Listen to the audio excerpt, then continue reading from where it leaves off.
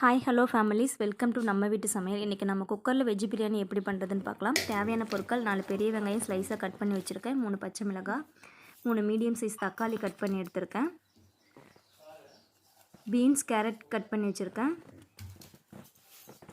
இஞ்சி பூண்டு பேஸ்ட், ஒரு கைப்பிடி கொத்தமல்லி, ஒரு கைப்பிடி புதினா எடுத்திருக்கேன்,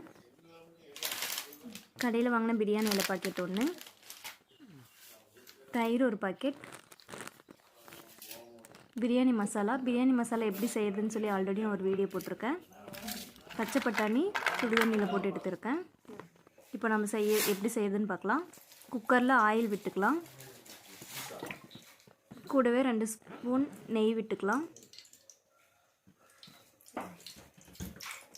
அதுக்கப்புறம் பிரியாணி ஸ்பைசஸ் சேர்த்து அது பொரிஞ்சதுக்கப்புறம் ஆனியன் சேர்த்துக்கலாம்.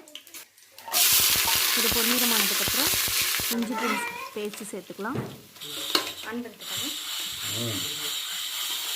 அதையும் போட்டு கலரி விட்ட பிறகு தக்காளி சேர்த்துக்கலாம். கூடவே 3 பச்சை மிளகாயும் சேர்த்துக்கலாம். உப்பு போட்டு நல்லா கிளறி விடணும். இப்போது புதினா கொத்தமல்லி ஆட் பண்ணிக்கலாம். இது கிளறி விட்ட பிறகு பிரியாணி நம்ம ஆட் பண்ணிக்கலாம். இது 2 மினிட்ஸ் கிளறி விட்ட பிறகு நம்ம தயிர் ஆட் பண்ணிக்கலாம்.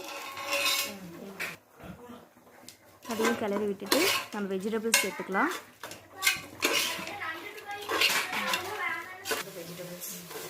பீன்ஸ் கேரட் பட்டாணி எல்லாம் சேர்த்துக்கலாம்.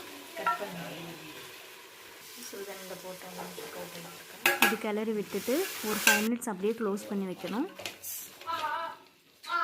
அப்போ தான் இந்த ஸ்பைசஸ்லாம் வெஜிடபிள்ஸில் இறங்கும், நல்லாயிருக்கும். 5 மினிட்ஸ் ஆச்சு, ஓப்பன் பண்ணி பார்க்கலாம். இதையும் நல்லா கிளறி விட்ட பிறகு நான் இந்த டம்ளரில் தான் 3 டம்ளர் அரிசி எடுத்திருக்கேன். ஸோ இதுக்கு 6 டம்ளர் தண்ணி விட்டுட்டு ஒரு 1/4 டம்ளர் எக்ஸ்ட்ரா சேர்த்துக்கிறேன். தண்ணி விட்டு நல்லா கொதிக்க விடலாம். கொதிச்சதுக்கப்புறம் நம்ம ரைஸ் ஆட் பண்ணிக்கலாம். கூடவே நான் லெமன் ஜூஸும் ஆட் பண்ணிக்கிறேன். அவ்வளோதான், நம்ம கிளறி விட்டுட்டு குக்கரை க்ளோஸ் பண்ணிடலாம். 2 விசில் வர வரைக்கும் விடலாம். 2 விசில் வந்துருச்சு பாருங்கள். இப்போ ஓப்பன் பண்ணி பார்க்கலாம். வெஜ் பிரியாணி நல்லாவே வந்திருக்குங்க. உதிரி உதிரியாக நல்லா வந்திருக்கு. இதை நம்ம தட்டில் போட்டு சாப்பிட்டோன்னா ரொம்பவே நல்லாயிருக்கும். அவ்வளோதான் ஃப்ரெண்ட்ஸ், வெஜ் பிரியாணி ரெடி.